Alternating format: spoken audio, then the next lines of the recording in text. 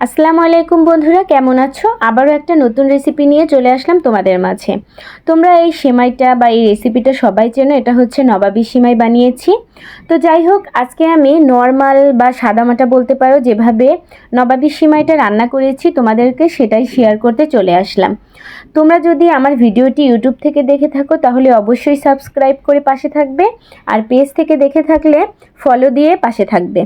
তোমাদের এই পাশে থাকাটা আমাকে নতুন নতুন ভিডিও তৈরি করতে আগ্রহী করবে। যাই হোক, আমার ঘরে অল্প কিছু বাদাম ছিল, সেই বাদামগুলো আমি প্রথমেই হালকা একটু ঘি দিয়ে ভেজে নিয়েছি। তারপরে যে সিমাইটা ছিল, তোমরা আবার বলতে পারো যে আপু কোন সিমাই আপনি ব্যবহার করেছেন। হ্যাঁ, আমি এখানে লাচ্চা সিমাই ব্যবহার করেছি, বনফুলের লাচ্চা সিমাই।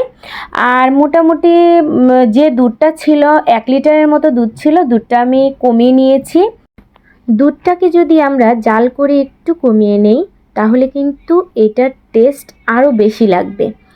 আমি এই কাস্টার্ডের যে পাউডারটা আমি বানিয়েছিলাম দুধের মধ্যে দিয়ে, এটা কিন্তু যখন দুধের বলক উঠেছিল তখন আমি কাপে আলাদাভাবে গুলিয়ে নিয়ে তারপরে এটাতে দিয়েছিলাম।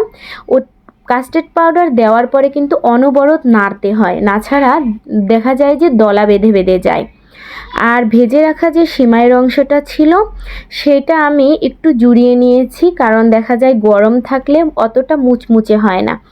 ভালো করে মুচমুচে হওয়ার জন্য আমি এটা ভালো করে ঠান্ডা করে নিয়েছি। আমি এটা কাচের পাত্রে বসিয়েছি। কাচের পাত্রে প্রথম পর্যায়ে আমি একটা লেয়ার দিয়ে নিয়েছি, তারপরে যে দুধটা আমি বানিয়ে রেখেছি কাস্টার্ড দিয়ে সেটা ঢেলে দেব।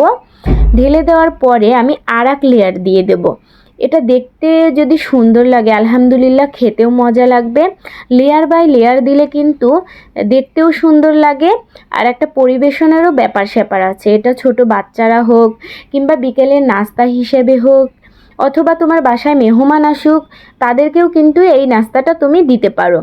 যাই হোক, আমি দেখো আবারও কিন্তু আর একটা লেয়ার দিলাম।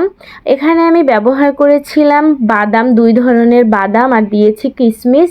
তোমরা চাইলে যদি ঘরে আরও অন্য অন্য রকমের বাদাম থাকে সেটা দিতে পারো।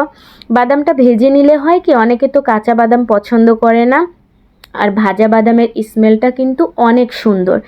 এই জন্য আমি বাদামটা আগে ভেজে রেখে দিয়েছিলাম আর কি।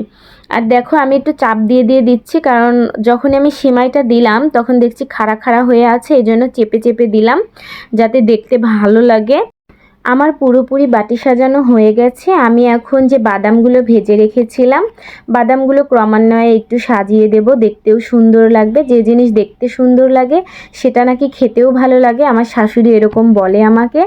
তো যাই হোক, ছোটোবেলা যখন দেখতাম ঈদ আসতো কিংবা অনুষ্ঠান হতো, বাড়িতে মেহমান আসতো, তখন মা অনেক মজা করে, অনেক আয়োজন করে নারিকেল টারিকেল দিয়ে অনেক সুন্দর করে সিমাই রান্না করে দিত, অনেক মজা করে আমরা খেতাম। তো আমার মনে হয় যে প্রত্যেক মায়েরই উচিত যে বাচ্চাদের সামনে একটু সুন্দর যত্ন করে প্রেজেন্ট করা। বাচ্চারা কিন্তু ওরা বোঝে যে আসলে মা কোন জিনিসটা যত্ন করে বানাচ্ছে বা কোন জিনিসটা মানে স্বাদ। আমরা যদি বলি যে না এই জিনিসটা ভালো না, এটা খাবো না, তাহলে বাচ্চারা কিন্তু এই জিনিসে আগেই অনাগ্রহী হয়ে যাবে।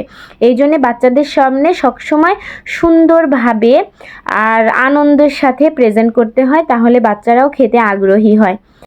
আমার রেসিপিটা তোমাদের কাছে কেমন লেগেছে অবশ্যই কিন্তু কমেন্টে জানাবে, আর একটু লাইক করে দিও বন্ধুরা। তোমরা যদি একটু লাইক করো, পাশে থাকো, আলহামদুলিল্লাহ অনেক ভালো লাগবে।